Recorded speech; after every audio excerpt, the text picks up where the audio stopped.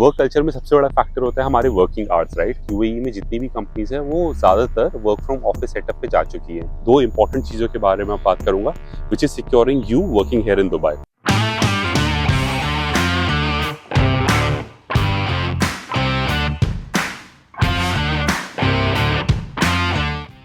Guys, मैंने India में around 6 साल काम किया है एंड दुबई में अराउंड 2.5 साल काम किया है। दोनों ही जगह पे 3 3 जॉब चेंज की है, तो मेरे को यहाँ के वर्क कल्चर के बारे में थोड़ा बहुत तो आइडिया है। तो आइए आज उसको डिस्कस करते हैं। ये देखते हैं कि यहाँ पर वर्क कल्चर कैसे डिफरेंट है इंडिया के कंपैरिजन में। सिर्फ वर्क कल्चर के बारे में बात नहीं करेंगे, यहाँ पर जॉब सर्च के बारे में बात करेंगे। यहाँ पर ये देखते हैं कि यहाँ पर जॉब इंटरव्यू किस तरीके से अलग है इंडिया के कंपैरिजन में। तो चलिए वीडियो को स्टार्ट करते हैं। Let's get started.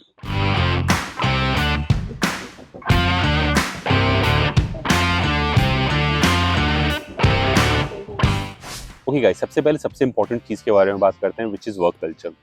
Work culture में सबसे बड़ा फैक्टर होता है हमारे वर्किंग आवर्स, राइट। यहाँ पर यूएई गवर्नमेंट के थ्रू कोई ऐसा रूल डिफाइन नहीं है कि आपके वर्किंग आवर्स क्या होने चाहिए, तो इसलिए कंपनी टू कंपनी वेरी करता है। इनफैक्ट ये थोड़ा रोल टू रोल भी वेरी करता है। अराउंड यहाँ पर मैंने देखा है वही 8 से 9 बजे के बीच में लोग ऑफिस पहुँचते हैं और 5 से 6 बजे के बीच में लोग ऑफिस से उठ जाते हैं। ये एप्लीकेबल है ऑलमोस्ट 90% ऑफ द केसेस में। Of course there are some exceptions. अगर आपको किसी अर्जेंट डिलीवरेबल के ऊपर काम करना है, या अगर लेट्स से आप लोगों का आपका कुछ पहले का काम पेंडिंग है तो वो आपको कंप्लीट करना होता है।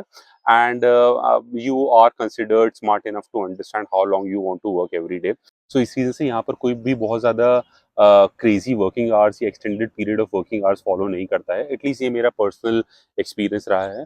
On the other hand India में भी मैंने, एटलीस्ट जो मेरा पर्सनल एक्सपीरियंस था, मैंने कभी भी बहुत ज़्यादा एक्सटेंडेड वर्किंग आवर्स के लिए काम नहीं किया है।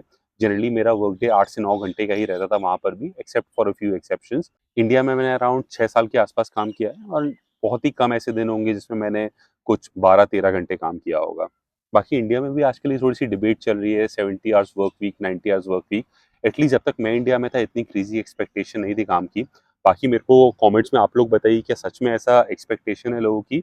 एंड आपका वर्क एक्सपीरियंस कैसा है इंडिया में, या फिर अगर आप लोग दुबई से देख रहे हैं तो आपका वर्किंग आवर्स कैसे हैं? Do let me know in the comments below. दूसरे फैक्टर के बारे में बात करते हैं, which is work from home versus work from office. देखो, आपको शायद जान के हैरानी होगी कि यूएई में जितनी भी कंपनीज़ हैं वो ज़्यादातर वर्क फ्रॉम ऑफिस सेटअप पे जा चुकी हैं। उसकी काफ़ी सारी मेजर रीज़न्स हैं। अब आप मेरे को एक बात बताओ, UAE is one of the very prime real estate location in the world, right. यहाँ पर रेंट्स बहुत ज़्यादा हाई हैं, स्पेशली अगर आप कमर्शियल एरियाज में देखेंगे तो रेंट्स बहुत ज़्यादा हाई हैं।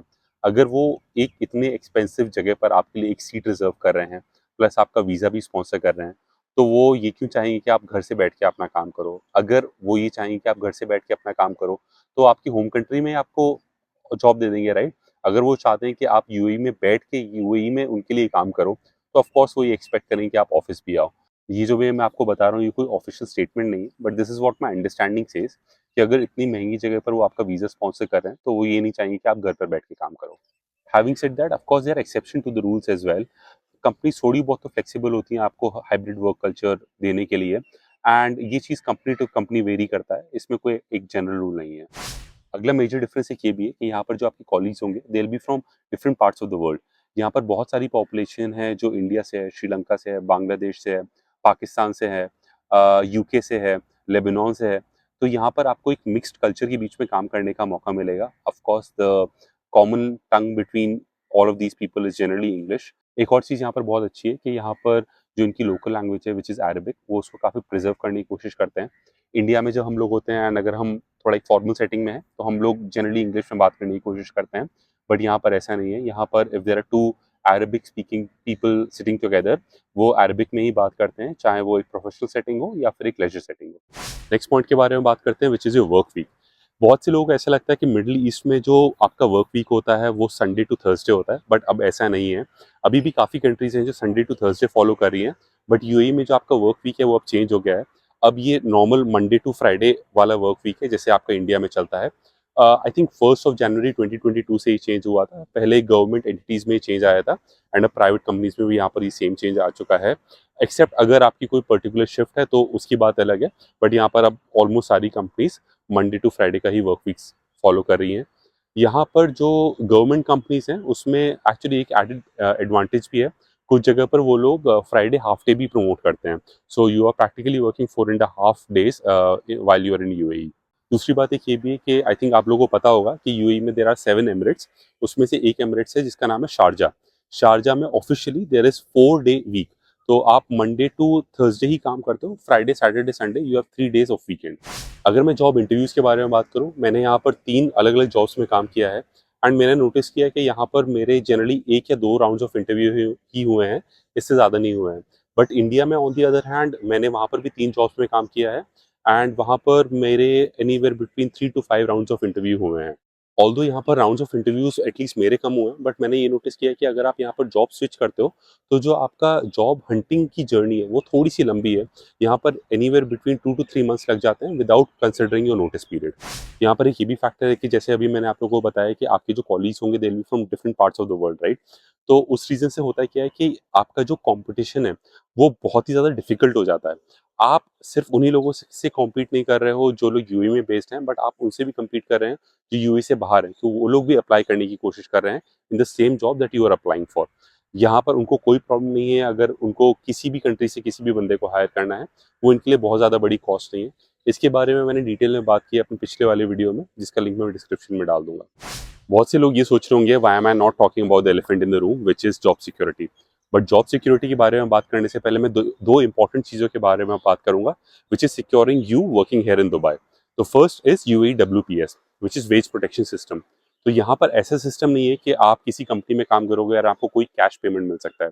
यहाँ पर जो आपकी सैलरीज़ हैं वो बैंक के थ्रू ही ट्रांसफ़र होती हैं एंड ये बैंक्स जो हैं वो सेंट्रल बैंक ऑफ यूएई को एक रिपोर्ट भेजती हैं, जिसके थ्रू ये पता चलता है कि कौन-सी कंपनी में कितने लोग काम कर रहे हैं एंड उनकी सैलरी कब क्रेडिट हो रही है।